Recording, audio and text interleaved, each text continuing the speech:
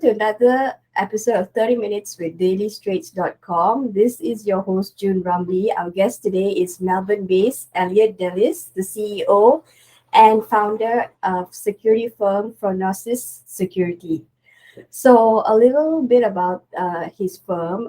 Elliot works directly with government agencies and technology startups to provide pragmatic security solutions and cybersecurity consultation. They specialize in world-class governance, risk and compliance services, cutting-edge penetration testing, innovative security architecture, tailored security awareness, and education campaigns, as well as security management and strategy through its proven vCISO offering. So our chat with Elliot today is going to be about cyber attacks that Australia businesses are experiencing of late, and what sort of little things startups or small businesses can do to safeguard their business from being attacked on the internet. So without further ado, let's invite Elliot to the show. Hi, Elliot. How are you? Good, June. Great to be here. Thank you so much for joining us today and chatting with us. So let's dive right into the questions. Can you tell me about yourself and how you founded your wonderful company? Yeah, sure thing. So I studied philosophy and communications at university and fairly quickly realised that the life of an academic was not for me.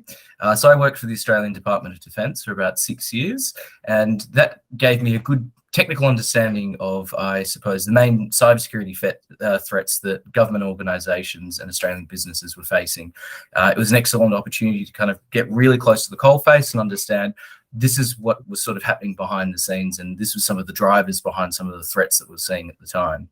I left to join a cybersecurity startup, which quickly grew to become the country's largest pure-play consultancy, at which point I moved to London to head up the Europe, Middle East and Africa division for strategic consulting after our startup was acquired.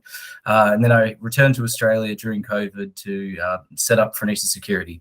So Phronesis is a term from ancient Greek philosophy that roughly translated means practical wisdom.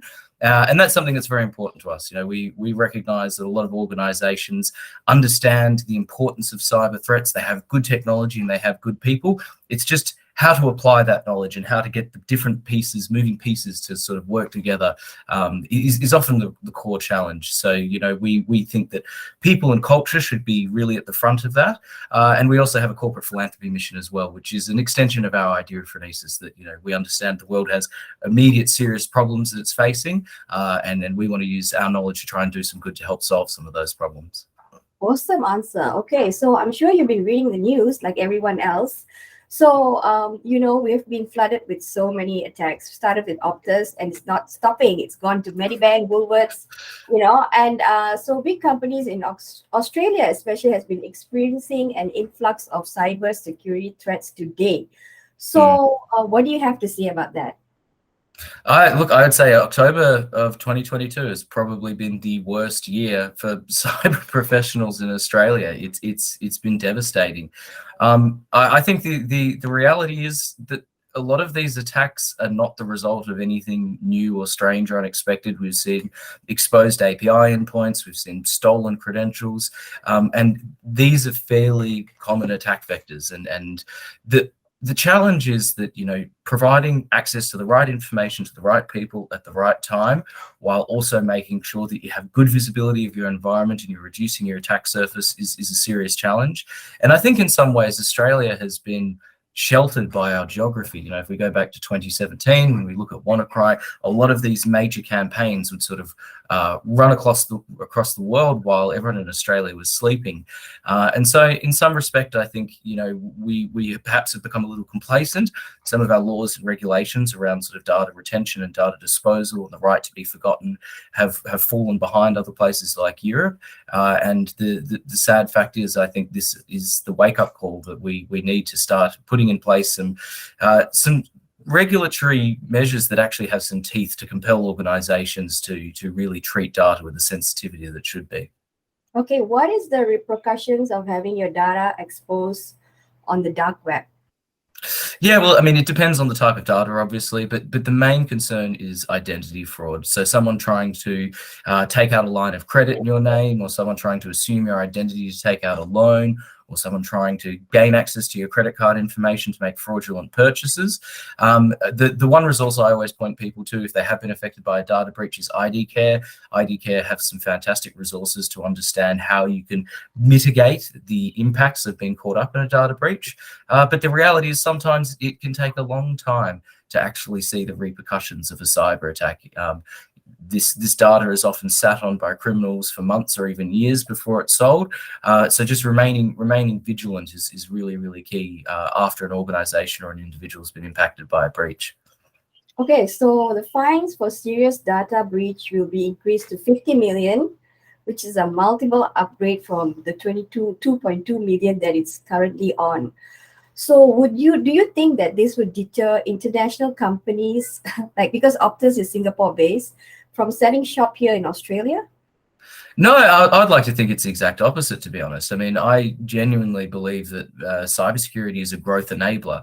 And what I mean by that is, if you want to invest in a business, if you want to become a customer of a business, then knowing that they're meeting their regulatory requirements around data protection is absolutely critical. I wouldn't want to be investing in a business that I think is going to be crippled by a cyber attack because they don't protect their systems or they don't handle data appropriately.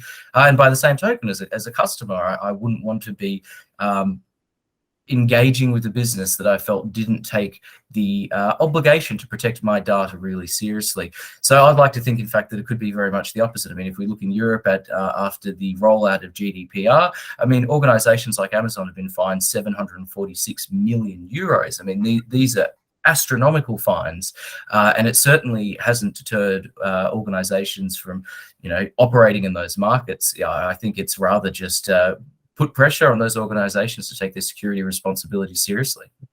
Awesome. So let's move on to the startups and small businesses. So there's a lot of mom and pops businesses operating from the house. And a lot of them have e-commerce websites selling a myriad of things, okay? And so they basically handle everything on their own.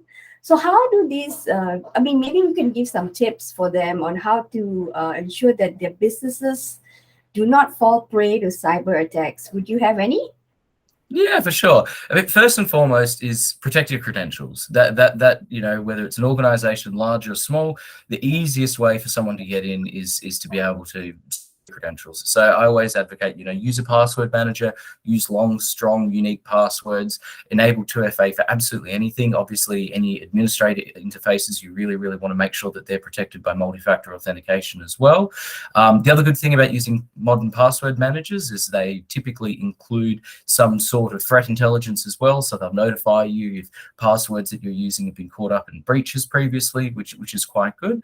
Secondly, is also just protecting devices, making sure that devices have full disk encryption enabled, also password protected, that you don't store unnecessary sensitive information on devices that might be, lying around and get stolen. Because, I mean, when it comes to a small business, it's less likely, it's never unlikely, there's always opportunistic sort of drive-by attacks, but it's less likely you're going to be targeted by a sophisticated criminal network. But, if someone picks up your laptop off the table at a cafe, that's going to be bad. No one likes losing a laptop, but it's significantly less bad if that device is adequately protected and you're not losing all of your sensitive business information as a result of that. Thirdly, as well, I would say, think about website security and think about cloud environment security. So, if you're using links to share resources to team members, make sure that those links aren't publicly accessible, that anyone could just pick up one of those links and use it to gain access to your cloud information. If you're using cloud repositories as well, make sure that they're locked down as well. That's a very common source of data breaches as well. Thankfully, it sort of peaked in 2018. We're seeing it start to taper off, but misconfiguration of data repositories is super, super common one as well. And just having a bit of thought about what your digital footprint is like and what your attack surface area is like. Another really common one, although again it's not as bad as it used to be, is just sort of putting plugins into your website without really thinking about the functionality or the security vulnerabilities they may add. That's a common one for small businesses as well, is introducing additional risks or vulnerabilities without realizing that they might not even actually give you any functionality that's core to your business. So just always being mindful of every time you make a change, is this potentially introducing a vulnerability that could be exploited? Wow, okay, that's really good. Okay, so a recent digital quality of life index says that Australian security ranks 43rd in the world. So it's significantly lower than the UK and New Zealand. Yeah. So should more investments be poured in to remedy this? Like, I don't know if you think the government should like look into this more because the budget is coming up, like coming up soon. Yeah, I mean, look, I would always say further investment in IT and technology and cybersecurity is a good thing. I do know that the rankings that you're referring to, the primary thing that holds Australia back is internet quality. Internet quality issues have been a big issue in Australia for a very long time. There were obviously issues and challenges with the national broadband network rollout. And the other thing is as well, you know, Australia is a geographically dispersed country with sort of dense population centres that are thousands of kilometres away from each other. So having the underlying infrastructure, the fibre or the copper to connect those cities reliably has always been a challenge. I know that, you know, a move towards satellite internet, for example, is a good way that internet quality in remote areas has been improved lately. But yeah, certainly anything that gives Australia more of a competitive advantage in the IT and the cybersecurity space is a good thing in my book. Awesome. So there were a lot of other damaging thing in the report. So one of them was that really stood out was e-security score is lower than the average of Oceania and Europe, and also that they have that it's dropped 7 positions since last year. I have no idea why, but do you think that it's because a lot of other people are like there's a lot of attacks and also more people using the bandwidth? What could be the possible problem here? I think the big thing holding Australia back is that we are behind other parts of the world on the regulatory front. There is, as you mentioned, you know, we have very limited means up until very, very recently to impose fines or restrictions on organisations that don't handle their data properly. You know, if we look at things like the Verizon 2022 data breach investigation report, we see that, you know, Australia isn't exposed to more cyber attacks in general, but the types of cyber attacks that we face are a little different. We have a lower than typical amount of ransomware, for example, but we see much higher exploitation of web applications. This might be a reflection of the environment within which we operate. There's a lot of use of web applications, but I also think as well, you know, there is a somewhat laissez-faire cultural attitude sometimes, and you know, in some ways we are very lucky to not be threatened by major geopolitical pressures a lot of the time like other parts of the world are, but at the same time as well it can make us a little complacent. And I think a lot of organizations are beginning to wake up to the reality that they may be a target when they historically didn't think they would be. You know, I've heard this from organizations before. They go, you know, who on earth would target us? And if you're a decent human being, it's a very genuine question. But if you look at something like the Medibank attack, where someone's taken sensitive health information and dumped it on a Russian criminal site and sold that information on, it really is a wake-up call to say, you know, cyber criminals will do whatever's required to make a dollar, and simply hoping that, you know, you will fly below the radar is no longer, I think, going to give you the assurance that you really need. Awesome. Okay, so Australia has a lack of cybersecurity experts. I think this makes the nation more vulnerable to cyber crimes.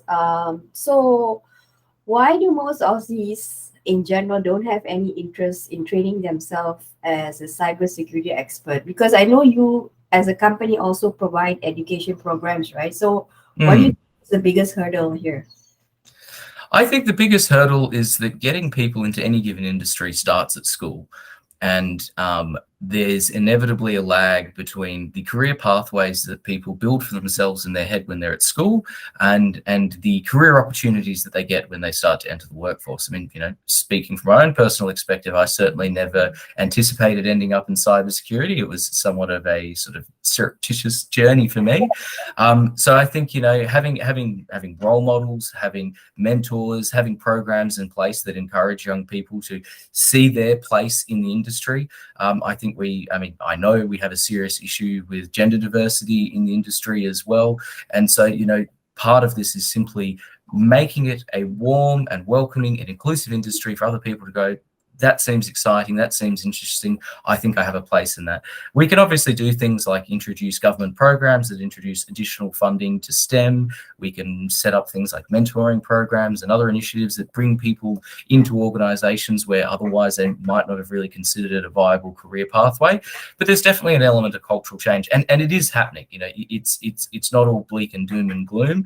I think that the idea that cybersecurity is everybody's responsibility and you don't have to have been a network engineer for 10 years to understand the fundamental principles of information confidentiality, integrity, and availability are changing. And really, we just need more of that. We need more ways to encourage young people to see that this is an industry where they could have a place. Awesome. So let's talk about your company. So any expansion plan for next year? Look, we are growing very rapidly. The focus at the moment is on Australia. We have a lot of business between multiple states, and you know, fundamentally, my view is that you know, it's better to grow slowly and do it well than grow too fast and you know, compromise quality. So we are expanding. We are looking at different regions within Australia as well. There has been some interest about potentially doing some work in New Zealand, but for the time being, we're just trying to make sure that we continue to maintain the standard that we have so far. Awesome. So your advice for anyone, because you're an entrepreneur yourself, who wants to start their own cybersecurity business? Yeah, for someone that's interested in starting their own cybersecurity business, the first thing I think is really just to understand, you know, what is the market that you're targeting and what is the unique selling proposition. And I know that sounds kind of hackneyed and cliche, but it's really important to recognize that there are quite significant differences in the drivers between different industries and how they consume cybersecurity services. You know, for example, we see in government, a lot of it is about regulatory compliance and it's about maintaining a service mandate.